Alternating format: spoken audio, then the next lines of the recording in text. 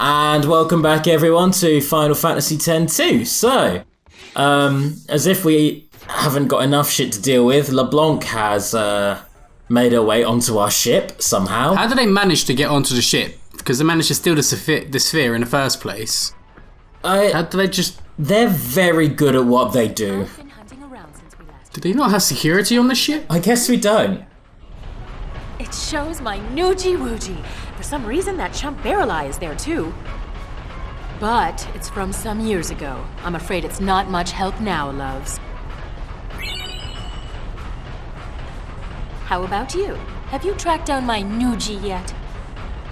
Nuge is on the far plane. I saw him there with Gipple. The far plane? What is he doing in a place like that? I think he's searching for Barreli and Vegnagun. Oh, so Barreli is the one pulling Vegnagun strings. I should have known. God, LeBlanc just doesn't stop moving, does she? She's very overexcited. She's like the Pistons in the background. She just keeps going. Boys, we're going to the far plane.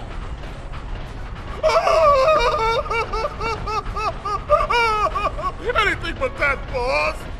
Anything but that, boss. And he starts posing like he's ready to fight. Yeah, I know.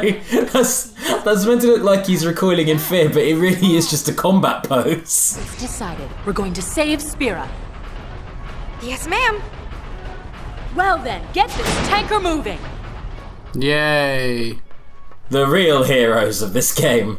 Alrighty, well, Chapter 5, we're going to team up... hello. We're going to team up with LeBlanc and the gang in order to, take down Vegnagun. That said, we can postpone doing that, because instead we're going to focus on completing every single quest line from the different areas in the game. So, yeah.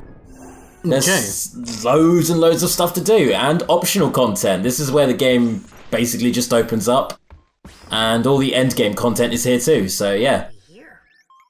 Looks like a transmission, but it's pretty weak. What is? I'm getting signals from the comm sphere we dropped in that hole, but I can't seem to connect.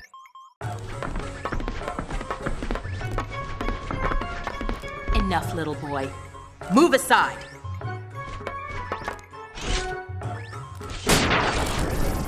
See, it connected. That is what we call percussive maintenance. Inconceivable! Oh, Shinra's pissed. I would be too. Massive machina. An invention like this could change the world. Whoever came up with this is a genius. He's got good taste. Guess I'm a genius too for fixing it. Anybody home? Gipple! I don't think he can hear us. No response. Some genius. Noogie!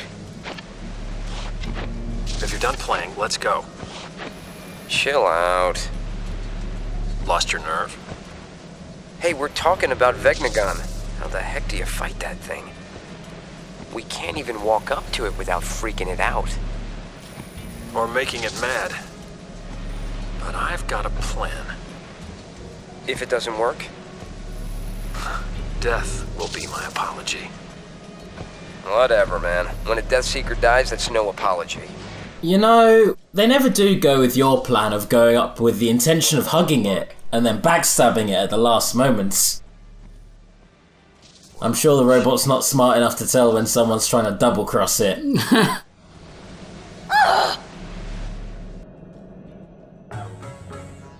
Why did it cut off like that? Ugh! Just when he was getting to the juicy bits! Not my fault. What a piece of junk! Forget it, I'll go ask him myself. What about the Gullwings? I think that we should help out Nuge. But first... Let's procrastinate really hard. Just so much procrastinating, you wouldn't believe. I'm sure he'll understand. How? We can't exactly make an appointment. We'll just have to jump into one of those holes. Together, this time. Roger! Gullwings! We move out! I feel like the people who did the animations for this game really just like... I don't know what was going through their minds, but they really decided that Brother had to be constantly flailing. Brother, Riku, and LeBlanc at all times. Constant flail. No, why not? That's character. What is the character when you're twisting your body, contorting yourself for seemingly no reason? It just adds flair and flamboyancy to the ever so miserable...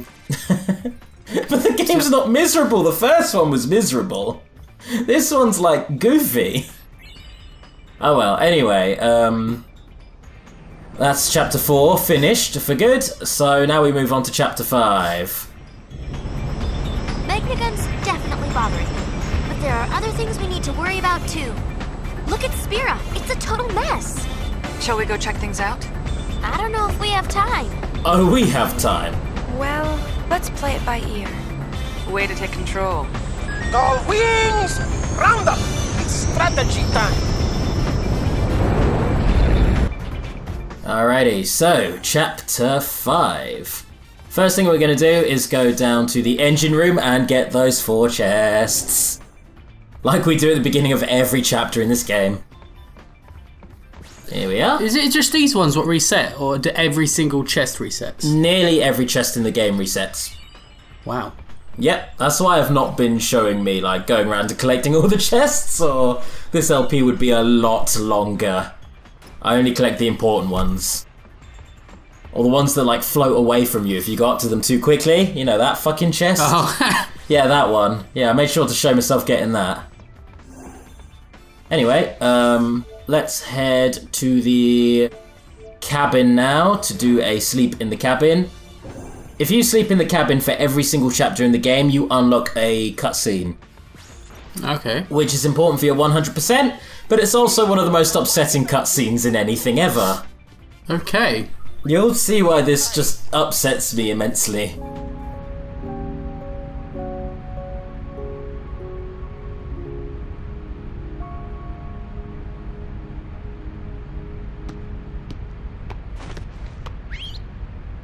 So, just like usual, we wake up, but this time...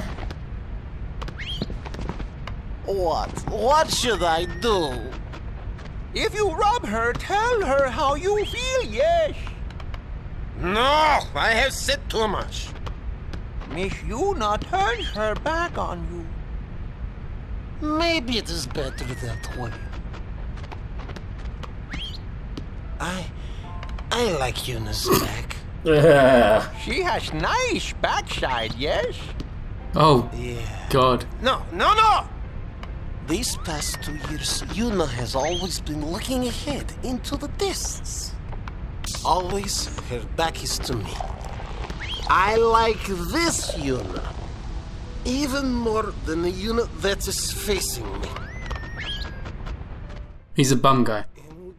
Well, oh, that's just... no! What is with the incest, 10-2? What is with the themes of that? Could you not, like, I don't know...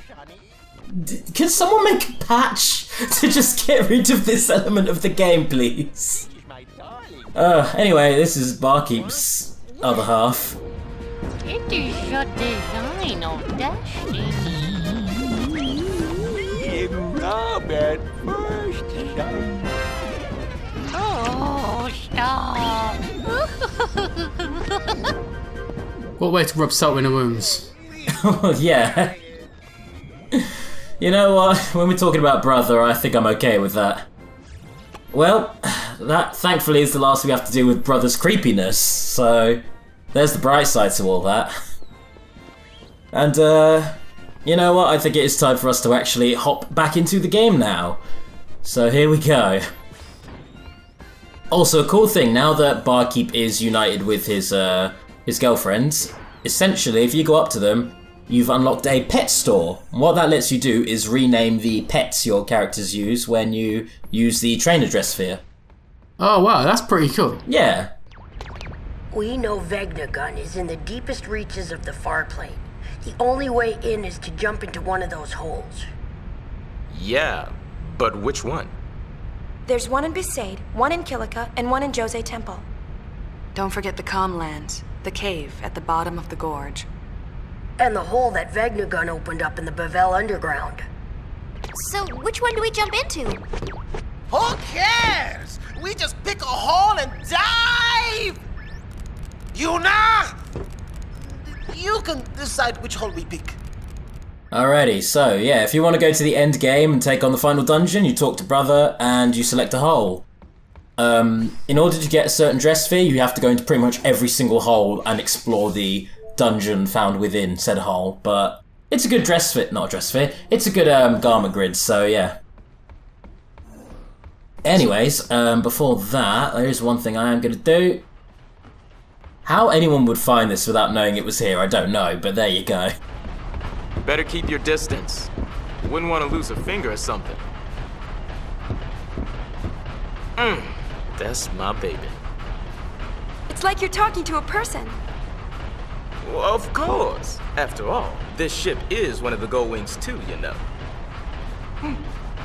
She's been around longer than me, huh?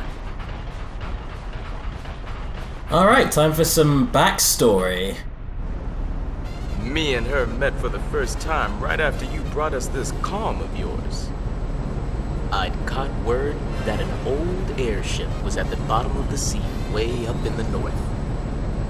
Me and Brother made our way through a sea of ice.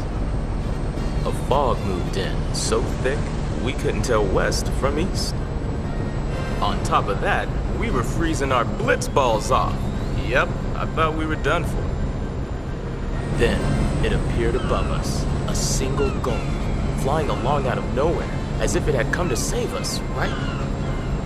We didn't have a lot of options, so me and Brother chased after that gull with everything we had left.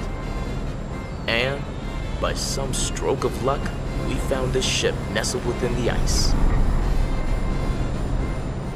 The whole thing about birds appearing and guiding them, that's not too dissimilar from the beginning of Final Fantasy X, where when Tidus first washed up in Spira, there was like a bird just right next to his head, and it flew towards the first temple, well, the first location, so nice little callback, kinda sorta. Well, guess I'll go keep Brother company. He's probably the one who needs maintenance around here. Yeah. Sounds about right. He needs help is what he needs. Anyway, let's head back up to the bridge and finally head out into Spira to go on adventures. First things first place we're going to go to them in order, is Besaid. So we're finally going to get to meet the baby. Yay! Finally, we get to meet that magical Blitzball baby. Who, if they don't like play any kind of role in Final Fantasy X-3, if that game is ever made, I'll be very upset because I want a magic Blitzball boy. Oh, I spoiled it, it was a boy. Fuck. Oh well. Really? Let's go see them. There's a message from Kilika too. Apparently things are getting a little messy. More bickering? Sort of. Now it looks like they're bickering over the fact that all the bickering stopped. Figures.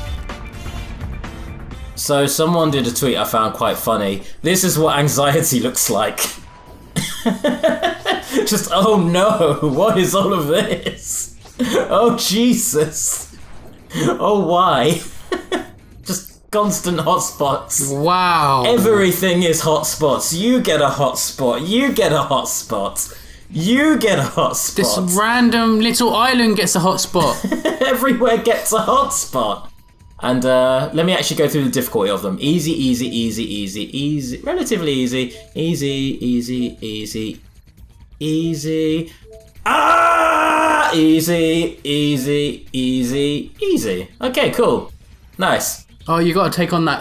Gotta take on that fucking super boss. That's one of the missions. Are you doing that now? No, no. I'm just letting you... I'm making you aware that it's there. We'll deal with it in a later video. For now, let's just go to Besaid and have a good time with Wakka's and daddy. Hey! Wakka is everyone's daddy. It's a boy! You wanna meet him? Oh, it's a boy. Oh, I thought it was going to be a girl. If only I hadn't. Yeah, well. Oh, good thing there was no spoilers. Oh, the joys of LPing. Anyway, let's move on. Let's go meet the boy, the Blitzball magic boy. Here he be, right up at the temple.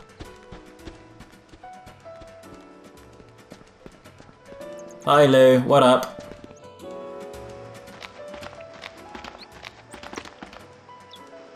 They've like got him nestled in a weird little Moogle cocoon. Yeah. Ooh, Rakulida! Look at his hands. They're so tiny. That's the baby. What do you think? He's cute, yeah? Good thing he don't look like me. Don't be silly. Look, he's got your mouth. Okay. The baby's like, yeah man, she knows what she's talking about.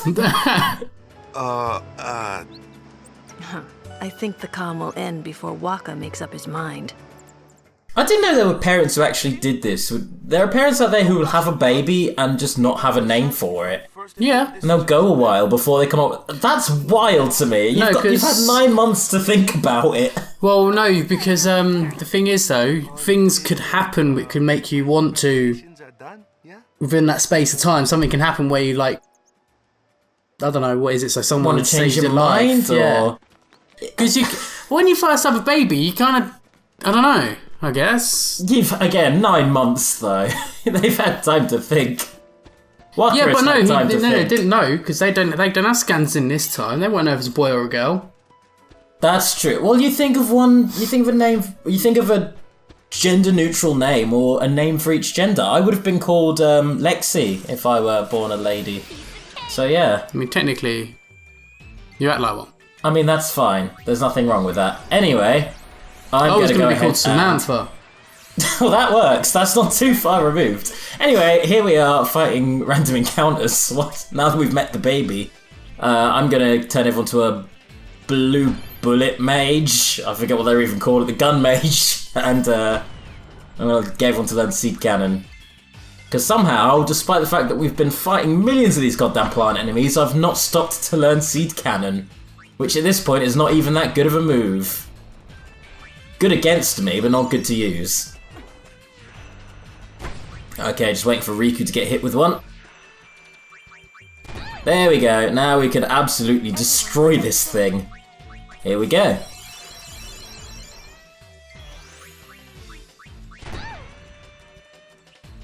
And let's end this in style once the fucking seed cannons stop. Jesus Christ. There we are. Lovely. All of the damage, please. Get eviscerated. Bit overkill much? No such thing as overkill. Literally in this game, the overkill mechanic isn't a thing. Wow. Anyway, let's head down towards the Besaid Beach. Also picking up items as we go. That is the Twilight Rain, which is a very important item because it allows Yuna's special dress sphere to break the damage limit. And there's also one for breaking its HP limit as well.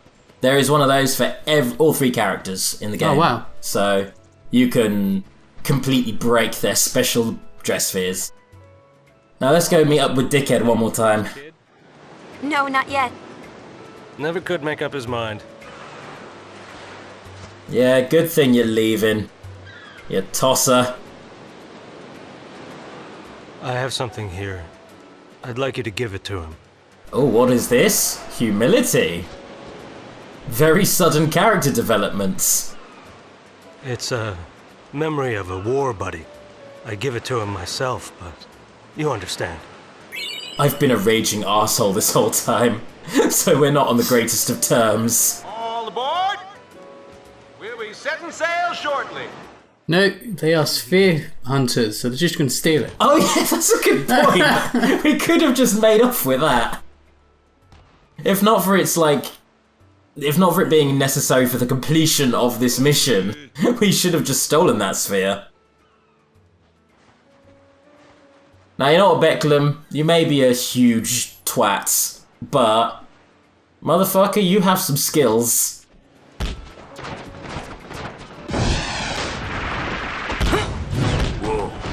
Damn! Holy shit, man! Practice harder! Why can't we get more characters in this game doing cool shit like that? That would be amazing. That's what a kid's gonna be like. Hey!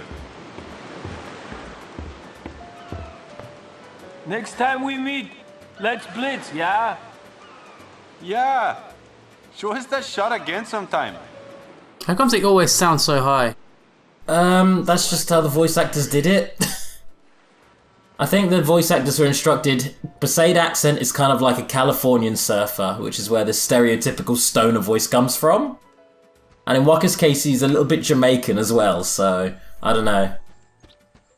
Anyway, let's head back towards Besaid Village, now that we've wrapped up that loose end. And let's deal with this Marlboro. Now, there was a Marlboro we fought earlier, and I spent ages just tanking its attacks so that I could learn Bad Breath off of it. What I didn't realise is that in order to learn Bad Breath off of a Marlboro, you need to hit it X amount of times to make it actually use Bad Breath. Not too dissimilar to how Barreleye, to make him use his shot, you had to hit him X amount of times. So, in this battle I spend most of my time attacking and also healing the Marlboro, so that I don't kill it to death whilst trying to learn its Bad Breath. How'd you heal it? Potions, cures, same way I'd heal my own party members. You can aim at enemies with your healing magic. That's how you take out, that's how you deal with zombie enemies, in fact. Oh yeah, of course. So yeah, this is me just basically playing management right now with Mr. Marlboro here. There's some potions for you, some cures. I kind of wish I had a gunner with me, because the gunners can use trigger happy, which allows me to hit like a shitload of times and force it to use more Bad Breath. Anyway, here we go, a few more hits and that should do it. Oh, not even. There's one Bad Breath. And no joke, about 15 minutes later, because I could not get him to target Yuna, I eventually just got Riku and Pain to run away so that Yuna could be hit with a Bad Breath herself, learn it, and you know what, probably just fuck off. Or get killed, one of the two, get killed. I tried to fight solo, didn't really work. Fun fact, it's advisable to use 3 party members in this game if you can. So I've noticed. But yeah, there's a cool thing I've not really shown off before. If you get a party wipe, but any one of your characters has escaped, you still win the battle. Well, you still carry on the game. You don't get a game over. So well, that's pretty cool.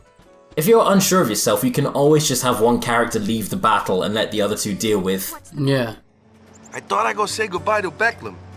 He's already gone. Oh. He gave me this sphere. For me? Hey, let's see. Alright, time for some closure. Some brotherly closure. Hey, Wakka, remember that time? Nah, you probably forgot.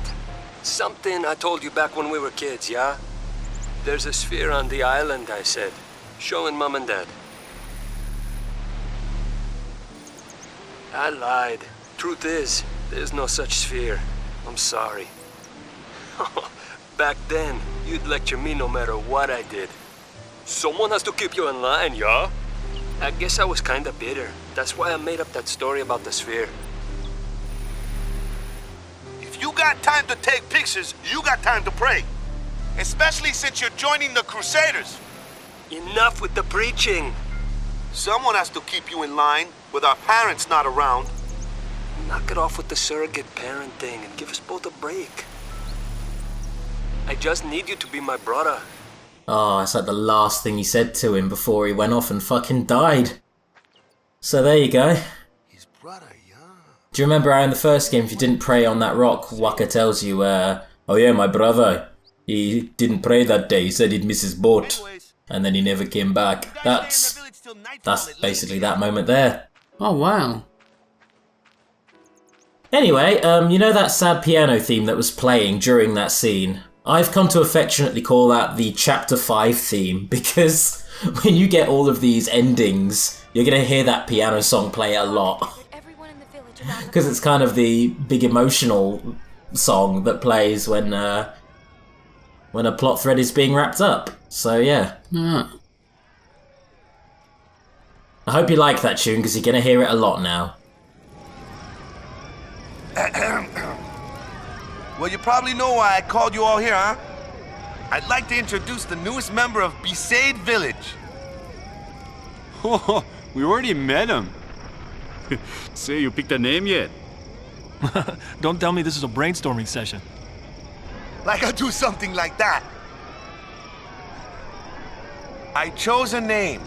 His name is Vedina. Everybody, take good care of him, yeah? Yeah! Oh, yeah!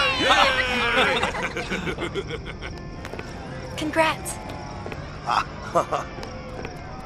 I always try to cram myself into some kind of mold, you know? A blitzer, or a guardian, or a follower of Yevon, and now a father. I always get so wound up about what I should be. But you know, in the end, I'm just me. Anyway, I can't keep coming up with new Wakkas all the time, eh? So it looks like I'll just have to start doing things my way.